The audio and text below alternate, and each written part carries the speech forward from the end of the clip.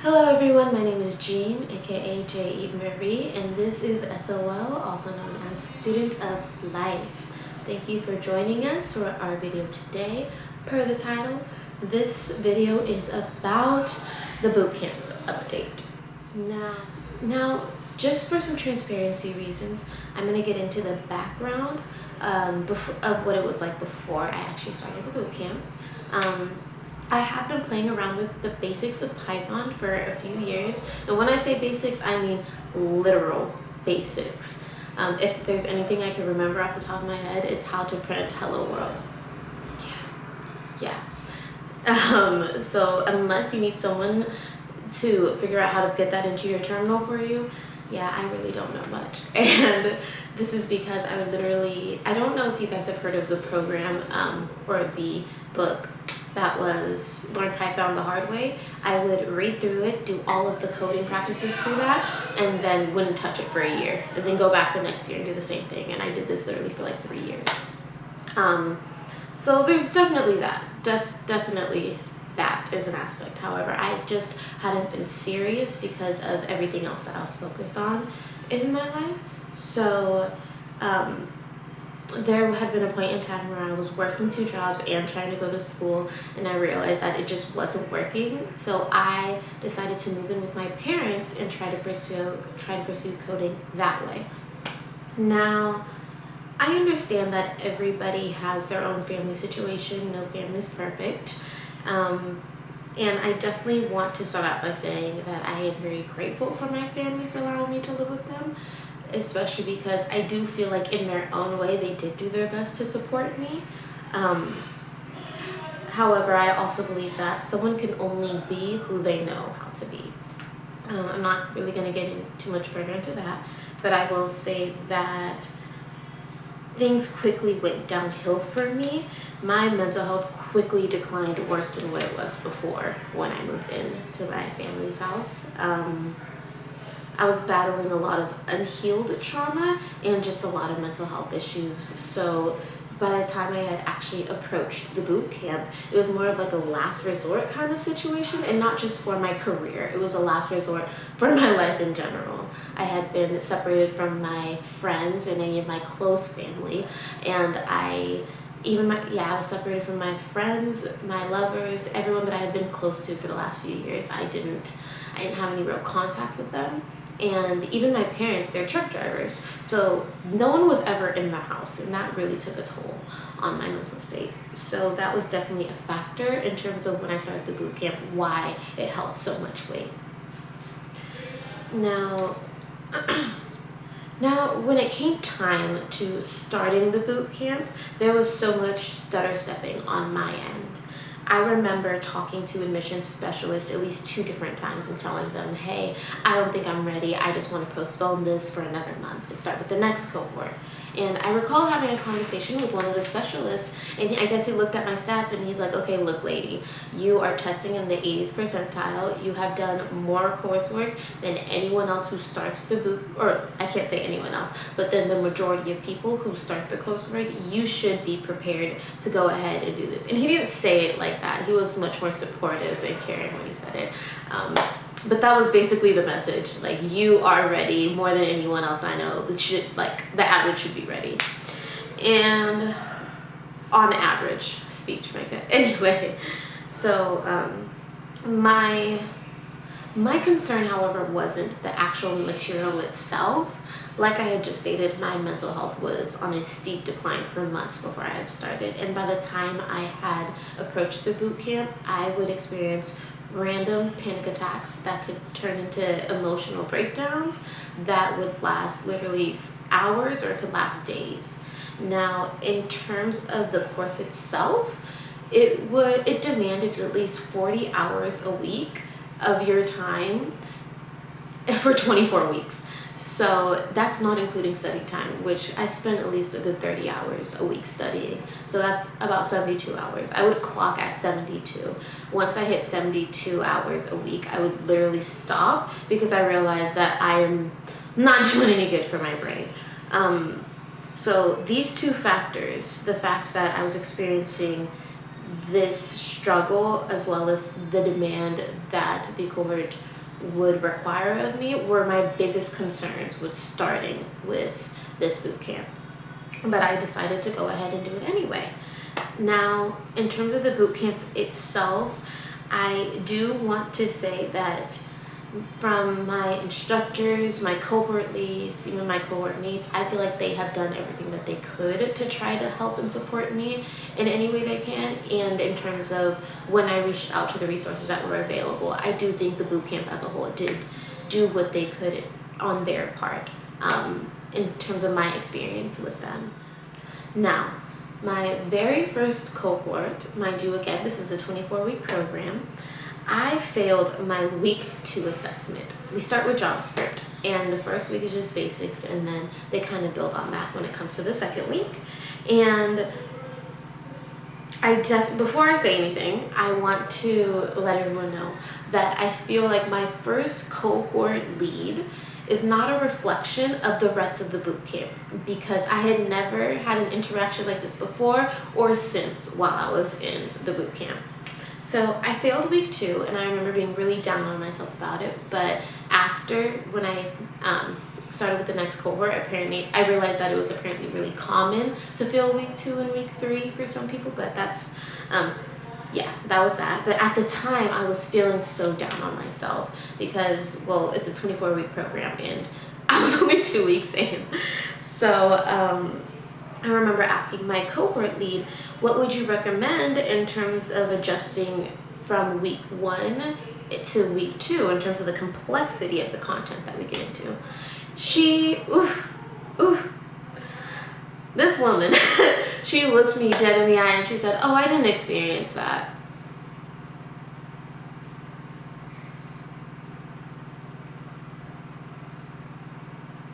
And I kind of just looked at her, and she looked at me for a moment, and when I think that the wheels were turning in her brain and she realized, oh, that's probably not helpful, then she went on to basically tell me that I just needed to study more. So there was that. And yeah, again, I'm not going to, I'm not naming any names. I will say that, again, I don't feel like that specific experience is a reflection of the rest of the boot camp, but there was that.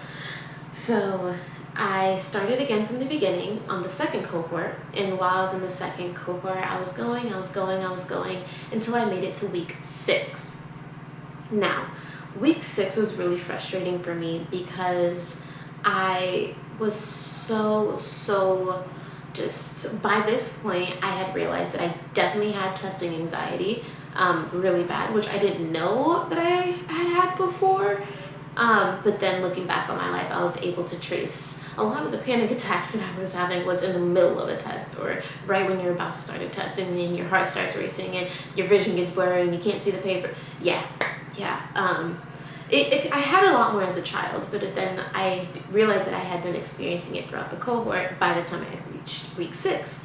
And I did have a panic attack in the middle of the assessment, slightly, but I was able to rein it in. What really frustrates me about week 6 assessment was that they give you about 3 hours to do this project, and I went back the next day and I was able to get all the points necessary to pass within 2 hours. And I had only missed 1 point when I had went and did it myself.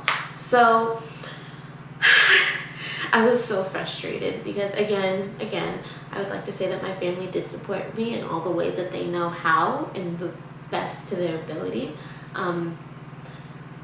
But also being someone who had a lot of mental issues, a lot of things they're struggling with, and with testing anxiety, I had not gotten to sleep until 6 a.m. Basically 2 hours before my assessment. It was time to do my assessment was when I finally fell asleep, because my mother was in the kitchen doing things, and yeah, that was definitely a factor, and I'm not even gonna get too much into that.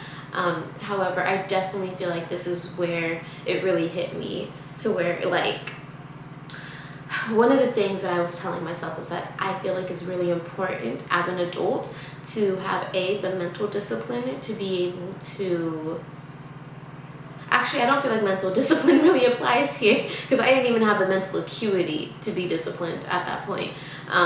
But to be able to provide the resources necessary to complete a project that you committed yourself to. And I did not have the resources. Sleep is definitely a resource, and I did not make sure I got enough sleep. I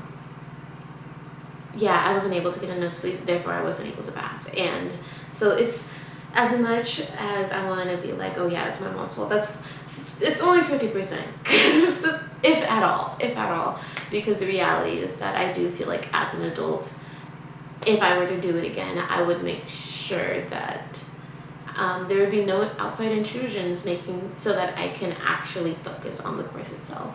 And I feel like I did talk about this in one of my prior videos in terms of choosing a boot camp that's right for you. I think that might have been the video. But yeah, I talked about making sure that you are in the correct environment to actually pursue whatever project you're trying to pursue. When you do fail an assessment, they do set you back a few weeks so that you can try to catch up on what you basically anything that you had missed. So I believe they started me back at week 4. I passed all the way through week 6 again. So by this point, I was in week 7, and I think I was halfway through week 7 when my mother came and told me that we had to move. Now, again, studying 72 hours a week, I hadn't been able to work. I hadn't been working. So I did not have any money saved up, and it really stressed me out because I cannot continue to study and then find a job and then move, and it wasn't a viable option to me. So I did make it through week 8, and then instead of taking the assessment, I took a non-academic deferral so that I could try to figure out what I was going to do next. And I did ended up moving states, and that alone put me in a really bad mental state again, which was basically, I want to say just as bad, if not worse than no, I don't want to say worse, but very similar to where I was before I had started the boot camp. It just didn't last as long. So it was very, very intense, very quickly. But then the boot camp had started late January, and I think by that point I had just tried to, it was actually really difficult. I remember it being very, very difficult because it was starting from the beginning over and over and over and over again. I didn't feel like I was learning anything, and yeah, because there's only so much that you can miss from the same information. So I did my best to kind of look ahead. I did my best to try to stay focused, but it was so hard for me to stay focused. So that boot camp started late January, and then early February, a loved one passed away. And because I had just moved states, I was not able to go to the funeral, and that definitely took a toll. And I feel like right there was one of those breaking moments where I was like, okay, you know what, I'm not dealing with this, because there was a lot already happening in my life at that point, but I feel like that was just one of the biggest things to where I really just disassociated, and I just kind of took a step back, and I just ran on autopilot. I definitely wasn't learning anything much further after that. I was taking all the knowledge that I had still had and just going through the projects, just kind of going through the motions. And yeah, and I was just going through the motions, and I think it was around week 2, week 3 maybe. It might have even been week 4, but since I was in a new cohort, and I hadn't spoken to my cohort lead at this point, he reached out to me, and I guess he was reaching out to everyone who had been in a prior cohort to see how they were doing. And we're sitting there in this meeting, and I clearly remember him asking me, he's like, okay, so how do you feel like you're getting through the material? And I basically told him, I'm doing my best to look ahead because I feel like everything I'm doing is just muscle memory at this point. And then he looked at me and he's like, okay, well, how are you feeling about it? And he didn't ask me about how am I feeling in general, how am I feeling, there was no oh, how are you doing? Or maybe that is what he said. Yeah, maybe I can't even remember what he said, because all I can remember thinking was, well, in all honesty, Like, my cousin died and I couldn't go to the funeral, and there's all this shit that's happening around me that I can't control, and I'm sitting here trying to learn something that I've already learned over and over, and I just want to be done with it. I didn't say that. I don't think I said that, but I remember kind of just telling him I'm just going through the motions. And yeah, and he was really supportive, definitely did his best. But like, him asking me how I was doing, because no one had asked me that like in the last 2 months. So when he asked me that, I was kind of forced to ask myself like, oh, well, how am I doing? And in my head I was like, girl, no, no, you are not okay. You are not okay. And like, I remember after talking to him, I kind of like broke down and I just started crying. Like, I held it together during our meeting, and then I turned off my camera for the rest of the day, and I was just crying and crying and crying. Yeah, that was really intense. And I know obviously that wasn't his intention. And I do want to say thank you, because if that didn't happen, I probably would still be on autopilot, and even if I would have made it through, I don't know how much I would be learning. I don't know how present I would be. I don't know how invested I would be, because I was just so not there at that point. I wasn't there. I wasn't after my cousin died. Yeah. So I remember that,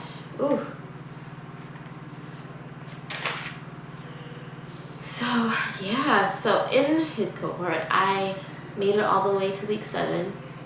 So in week 7, I was bawling by this point. I was bawling. I remember taking the assessment and yes, they did change the assessment in terms of the difficulty, but I had been studying it for so long. To me, even now, it doesn't make sense as to why I failed.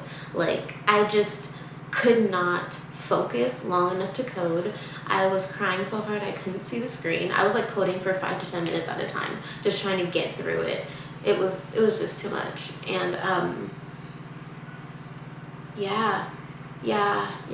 remember it just being super, super, super intense, because I wasn't present enough to actually take the assessment. So I timed out on the week 7 assessment, and they take you back a few weeks after that, and by this point I was really just again on autopilot, but I can't even describe it, or I'm sorry, I can't compare it to the first time, because your girl wasn't there. I wasn't there. I wasn't present. Like, any opportunity that I had not to prepare a program, I wouldn't, because I didn't want to talk. Like, even when I would talk, I would literally draw out my sentences. I would literally spend minutes literally staring at a corner, forgetting what I'm doing. It was so just, I wasn't in a good mental space by the time I had reached week 8 in the last cohort. And I literally, it's really interesting, because week 8 was one of the first assessments that I had taken where I didn't have a panic attack. There was no testing anxiety. I was just doing it, just coding. I was literally just, and I don't even remember if there was much code in that. Like, I don't think there was much code. It was because it was responses, requests and responses. So I was just doing as much as I can, but I timed out. And honestly, I remember when I failed, I thought I was feeling super apathetic, really, really apathetic. But then I sat down to write this script about a few weeks later. This one I'm actually giving to you guys now. And I just started bawling. Just really started bawling really, really hard, because that's when it finally hit me that I really believed that I could do this. And I didn't. I didn't complete the program the way that I had expected it to. And it really took a toll on me for a little while, because I had to really, there's a lot of things that I had to reassess. And I realized that I had just been disassociating because I wasn't in a place to deal with it at the time. But I definitely feel now, looking back on it, I'm just grateful for the experience as a whole. In terms of, now I would like to talk about my takeaways from this whole experience. The very first one is that it is okay to fail. It is okay to fail. I feel like for myself personally, there's there's been so many things that have happened in my life and so many things that I've experienced and that I've pursued that there was almost nothing that I could put on a paper and show to society and be like, look, I did this, this is a success. However, I feel like it's so underrated that whenever you walk away from something with more self-awareness and more self-discovery and you feel like you are a better person, you have more to give to society other than, hey, I have the certificate. So if you try something and you fail at it, but you have gained something that you can take further into something else or even into a broader aspect of what you were learning, that alone is so valuable. And just reminding yourself that when you fail, you are learning from something. Just taking that into account, I feel like, is so underrated. So it taught me that, first of all, it is okay to fail. The next thing that it taught me, I would have to say, is that my mental health comes first. Definitely learned this late in the game. However, I realized that I have to establish I had to establish a system of checks and balances to ensure that I am actually in a good place to operate out into the world. Otherwise, I am not, I want to say not valid. I'm here, so I'm valid, but I'm not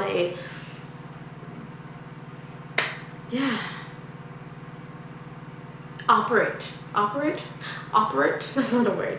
I have to make sure that I am in a place where I can actually operate out into the world. And now, in terms of my mental health coming first, this applies to every area of my life.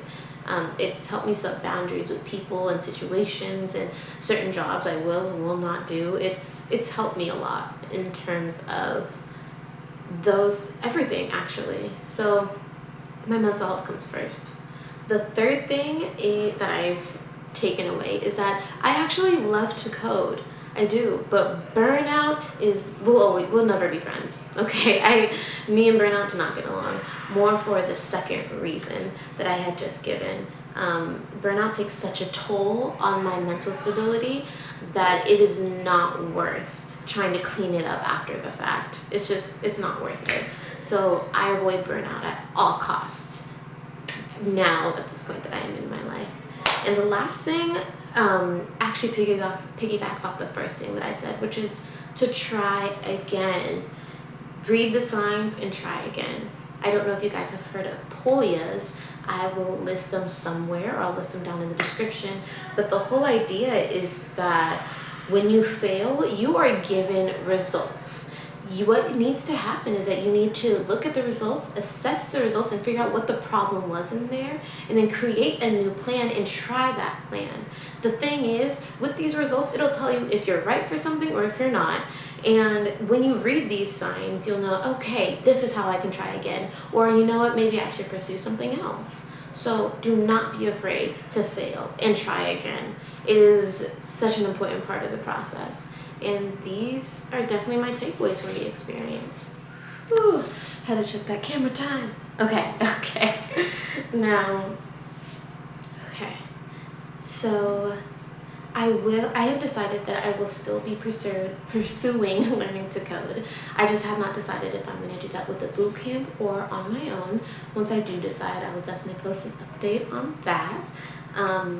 But at this time, I definitely want to thank the bootcamp as a whole. I want to thank my cohort leads, my instructors, and my cohort mates that have helped me throughout this process, because they were all definitely a valuable part to this experience.